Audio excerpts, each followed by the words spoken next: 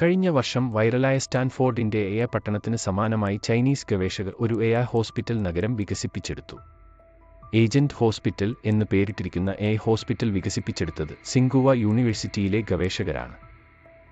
Hospital നഗരത്തിൽ ഡോക്ടർമാർ ചികിത്സിക്കുന്ന വെർച്വൽ രോഗികളെ ഉൾപ്പെടുത്തി അവരുടെ മെഡിക്കൽ വൈദഗ്ധ്യം സ്വയം വികസിപ്പിക്കാനും മെച്ചപ്പെടുത്താനും രൂപകൽപ്പന ചെയ്തിട്ടുള്ള ആരോഗ്യ സംരക്ഷണത്തിനായുള്ള ഈ നൂതന സമീപനത്തിന്റെ സാധ്യതകൾ ഗവേഷകർ ഉയർത്തിക്കാട്ടി. വെർച്വൽ പരിതസ്ഥിതിയിലെ എല്ലാ ഡോക്ടർമാരും നഴ്സുമാരും രോഗികളും വലിയ ഭാഷാ മോഡൽ പവർഡ് ഇന്റലിജന്റ് ഏജന്റുമാരാൽ നയിക്കപ്പെടുന്നു. സംഘം പറയുന്നതനുസരിച്ച് ഡോക്ടർമാർക്ക് ഏതാനും ദിവസങ്ങൾക്കുള്ളിൽ 10,000 രോഗികളെ ചികിത്സിക്കാൻ കഴിയും. ഇത് മനുഷ്യ ഡോക്ടർമാർക്ക് കുറഞ്ഞത് 2 വർഷമെങ്കിലും എടുക്കും.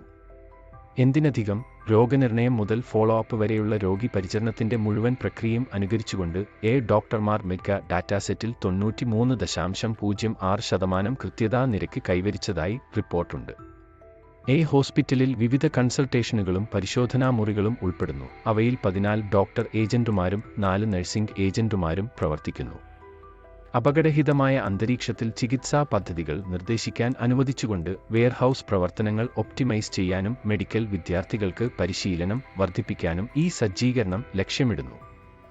ഏജന്റ് ഹോസ്പിറ്റൽ പ്രോജക്റ്റിന്റെ നേതാവ് ലിയു യാങ് യഥാർത്ഥ ലോക ആരോഗ്യ സംരക്ഷണത്തിനായുള്ള ഈ കണ്ടുപിടുത്തത്തിന്റെ പരിവർത്തന സാധ്യതകൾ വിശദീകരിച്ചു.